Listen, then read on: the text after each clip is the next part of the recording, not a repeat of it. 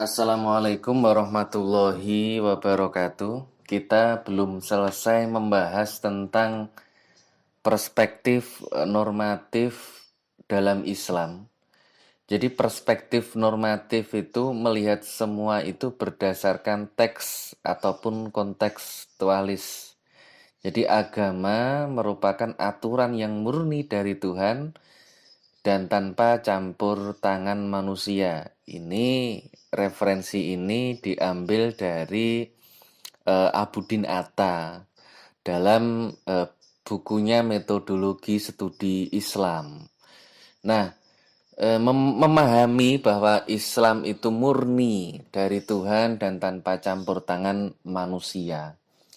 Tetapi fakta yang ada, kita sering menemui bahwa hukum, peristiwa, atau keadaan yang tidak bisa difahami secara logis, empirik, eksperimental, ataupun sebenarnya bisa dipahami secara logis, empirik, eksperimental yang bisa ditelaah melalui roi penalaran, khususnya dalam hal-hal yang gaib. Nah, satu contoh kasus, Nabi Muhammad sering menyampaikan bahwa kiamat itu sudah dekat. Sering beliau menyampaikan hal seperti itu. Tetapi kemudian sampai sekarang ya alhamdulillah kita masih diberi kesempatan bahwa kiamat itu belum terjadi. Nah, bagaimana kemudian logika empirik eksperimental itu muncul, penalaran itu muncul. Jadi tidak hanya sekedar mempercayai bahwa itu murni dari Tuhan dan kita hanya sebatas meyakini. Jadi teman-teman nanti bisa memahami paparannya itu di tulisan saya di webnya Alif ID ya. Itu nanti teman-teman apa yang teman-teman pahami dari itu nanti teman-teman tulis ya gitu ya. Teman-teman tulis. Nah, kemudian bagaimana kemudian kita memahami perspektif empirik ilmu sosial dan humaniora jika kemudian itu dibenturkan?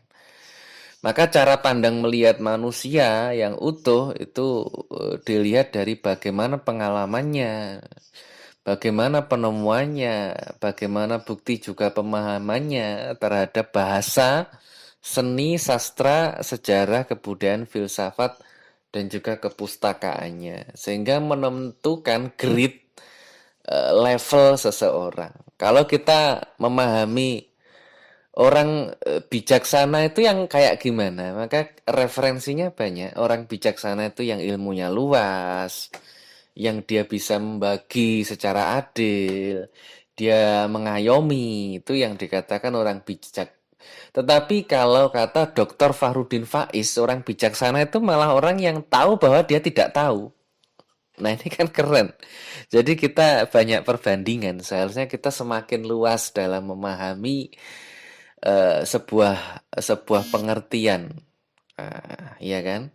Nah, kenapa kemudian Dr. Fahrudin Faiz mengatakan orang bijaksana itu bukan hanya orang yang tahu banyak, orang yang mau menentukan secara adil, mengayomi, kata-katanya lembut, menyejukkan bagi semua orang, tapi orang yang tahu bahwa dirinya tidak tahu.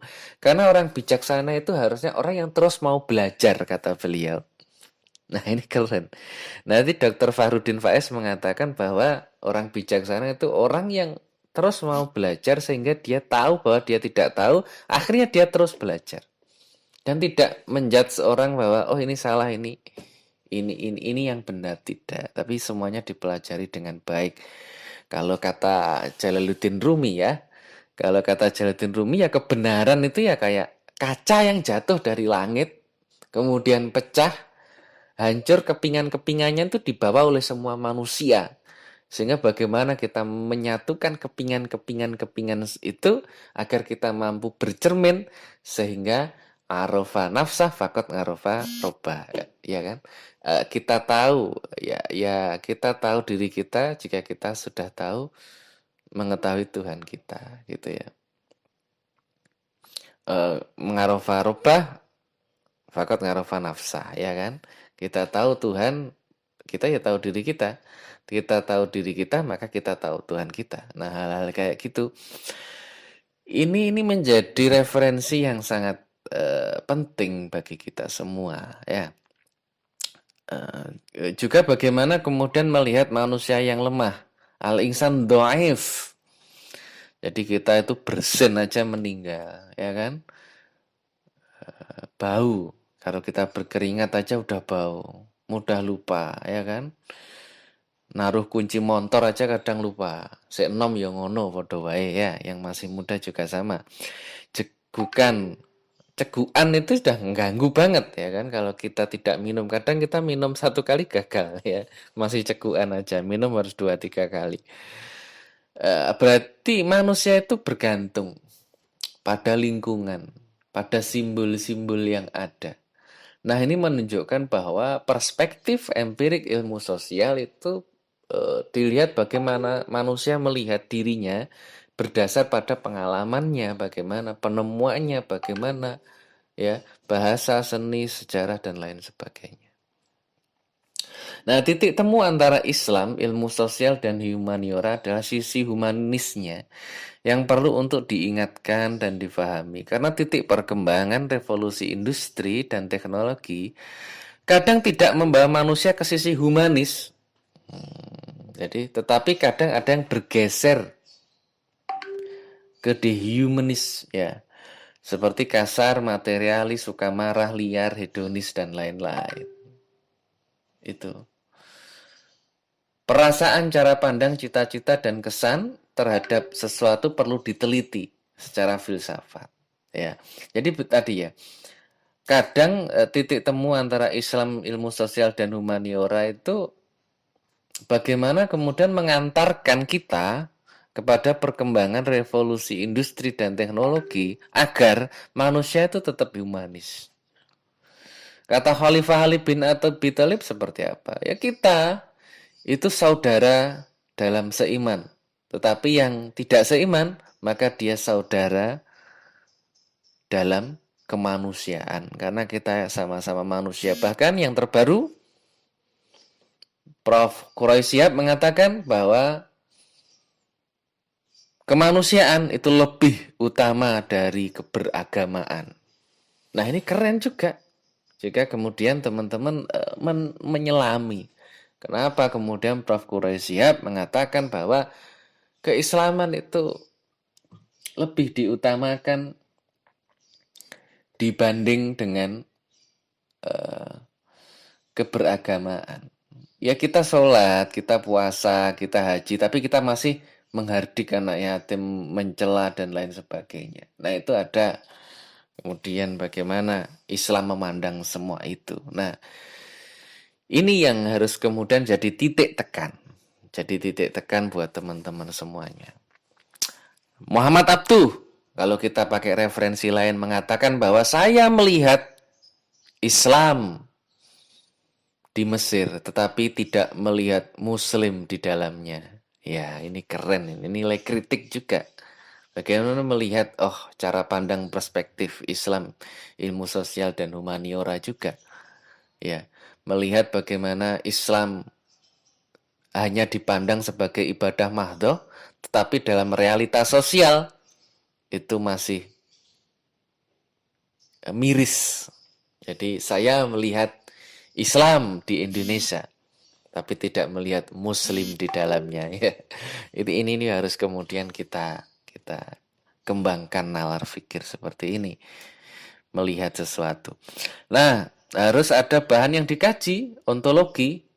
Apa bahan kajiannya? Ya fenomena-fenomena yang terjadi, cara dan metode. Kemudian manfaatnya apa? Kita melihat bahwa kiamat itu sudah dekat. Itu sebagai bahan yang dikaji, dekatnya di mana? Cara metodenya gimana kemudian memahami kiamat itu? Manfaatnya apa? Ya kita lebih dekat atau malah semakin jauh? Gitu kan? Nah, nanti teman-teman bisa memahami di situ. Yang membedakan ilmu eksak Positivistik adalah yang bisa dirasa dan juga indrawi, sehingga tahu bedanya ilmu-ilmu eksak dengan imaterial, ya, hal-hal yang imaterial, dan bukan menjadi sebuah yang dipertentangkan. Nah, kenapa penting ilmu sosial humaniora itu? Karena tanpa pengetahuan, tanpa kita mampu berbahasa yang baik, tanpa komunikasi, bahkan tanpa teknologi yang berkembang sejauh ini, itu kita juga tidak akan tahu diri kita, potensi kita sejauh mana. Maka kata Prof. Dr. Haji Munjiara Harjo mengatakan bahwa binatang seperti simpanse yang kecerdasannya ada dan mendekati manusia itu tidak bisa berkembang karena tidak dapat berbahasa. Nah, ini nilai lebih dari ilmu sosial dan humaniora, dan bagaimana kaitannya dengan Islam yang tadi kita sudah bahas luas dengan beberapa pertanyaan-pertanyaan tadi. Nah, kemudian ilmu sosial humaniora itu meliputi bidang-bidang disiplin yang luas seperti ekonomi, sosiologi, antropologi, politik, hukum, dan seterusnya. Manusia dari perspektif kegiatan sosial, budaya yang terfokus pada nilai-nilai manusia dan masyarakat. Human and social values. Nah, kita sering mendengar bahwa kata-kata yang dipakai dalam Al-Quran itu untuk menggambarkan perbuatan. Jadi kita kaitkan bagaimana Islam dengan sosial humaniora. Itu bagaimana menggambarkan perbuatan manusia, kejadian alam, proses terbentuk, kemudian keadaan, itu bisa difikirkan, bisa kita lihat itu dengan beberapa kata dalam Al-Quran yang juga bisa kita renungkan. Bagaimana melihat keadaan alam, bagaimana melihat keadaan tingkah laku, sikap manusia itu bisa dilihat dari akola, ya kan? Tidak hanya akola, tapi juga ada nazaro, bagaimana melihat secara abstrak, dalam arti berpikir dan merenungkan. Kemudian ada tadabbaro, yang berarti merenungkan. Ada tafakkaro, yang berarti berpikir. Ada faqiha, yang berarti mengerti, faham. Ada tazakkaro, yang berarti mengingat, memperoleh peringatan, mendapatkan pelajaran, ya kan? Kalau kata Ustadz Habib Ja'far itu apa? Kalau cobaan itu bertubi-tubi, kalau cobain itu ya satu kali itu cobain. Maka manusia itu kenapa di dunia itu banyak cobaan, banyak ujian, ya karena berkali-kali cobaan. Kalau cobain itu satu kali. Memperhatikan, mempelajari itu tadzakkar. Fahima yaitu memahami, memberi kepahaman. Nah, sekarang teman-teman juga menjawab pertanyaan ini. Dari tadi ada pertanyaan tentang kiamat tadi, kemudian ada beberapa tadi yang harus diulas juga nggak apa-apa. Ini juga kalian munculkan bagaimana perspektif Islam, memandang Islam dan juga ilmu sosial dan juga humaniora dari gambaran-gambaran berpikir yang ada dalam Al-Quran. Ya. Gambaran-gambaran berpikir, gambaran-gambaran kata-kata yang dipakai dalam Al-Quran itu kalian perspektifkan melihat fenomena yang terjadi di lingkungan sekitar. Itu kalian memahami akola itu digunakan sebagai apa, ya kan? Nazaro itu digunakan sebagai apa, tadabaro digunakan sebagai apa, tafakkaro digunakan sebagai apa, tazakaro fahima digunakan sebagai apa. Nah, seperti ya qaulam ma'rufa, qaulam baligo, qaulam layina, ya. Qaulam ma'rufa itu kan penggunaannya berbeda dari setiap ya kata-kata yang lembut, kata-kata yang tegas, kata-kata yang lugas, kata-kata yang sopan itu digunakan seperti apa, peletakannya bagaimana. Coba teman-teman menjawab pertanyaan-pertanyaan itu yang kemudian jadi presensi teman-teman di mata kuliah pertemuan kali ini. Nah, Islam dan ilmu sosial humaniora adalah upaya membangun pemahaman terhadap agama Islam yang disandingkan dengan ilmu sosial humaniora. Di mana kajiannya nih bisa menggunakan pendekatan yang normatif, yang historis, juga filosofis ya. Agama normatif itu wilayah ketaatan. Tadi referensinya Abdin Atta ya kan. Prof. Amin Abdullah itu ya normatif yang murni dari Tuhan. Ada yang historis sebagai wilayah empirik dan filosofis adalah penalaran dan perenungan. Nah, ini M. Amin Abdullah 2019 ini bodinetnya. Nah, selama manusia ada jarak antara kenyataan dan angan-angan, ini bisa jadi quote kita ya. Selama manusia ada jarak antara kenyataan dan angan-angan, maka manusia sulit bertemu dengan kata ideal, termasuk manifestasi dari kontekstual Al-Quran. Ya, ini juga harus direnungi juga pernyataan ini.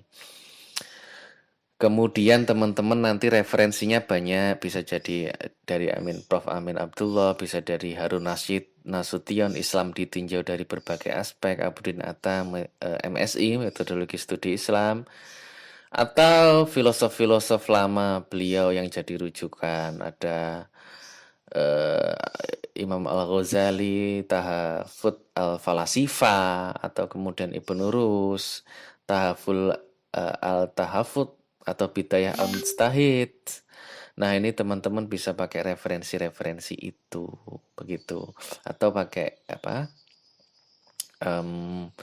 Bisa memakai Islam normatif versus Islam historis, perspektif sejarah sosial. Ini di Google banyak ini, Prof. Dr. Haji Ahmad Minhaji, MA PhD. Nah, ini teman-teman juga bisa, referensinya banyak. Teman-teman waktunya belajar juga luas karena melalui YouTube.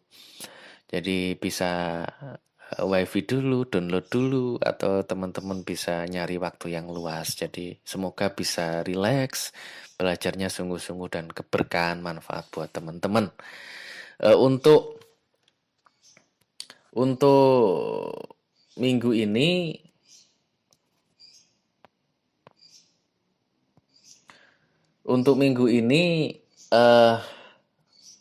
kita melalui YouTube, tapi untuk minggu depan kita tatap muka ya, Jimit ya.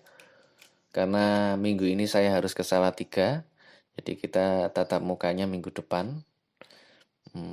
Jimit itu dipersiapkan tulisannya. Kelompok 1 untuk yang presentasi ya. Kelompok 1 presentasi saya ingatkan. Itu presentasi tiap pertemuan kita ingatkan lagi seperti ini. Ya.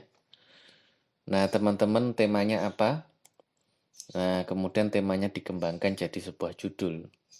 Kayak ini contohnya proxy war ya.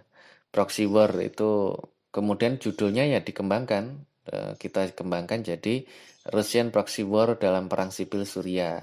Namanya kelompok ditulis nimnya prodi matkul dosen, daftar bacaannya ini gitu. Penulisannya juga harus benar gitu ya. Jadi yang judul-judul yang itu kan tema-tema yang diberikan itu kalian kembangkan jadi sebuah judul. Ya nanti presentasi akan diberikan kritik membangun dari teman-teman, kayaknya perlu ditambahkan ini nanti diturnitin kan jadi sebuah buku bersama kita ya. Semoga jadi amal jariah bareng-bareng ya. Oke, terima kasih. Wassalamualaikum warahmatullahi wabarakatuh.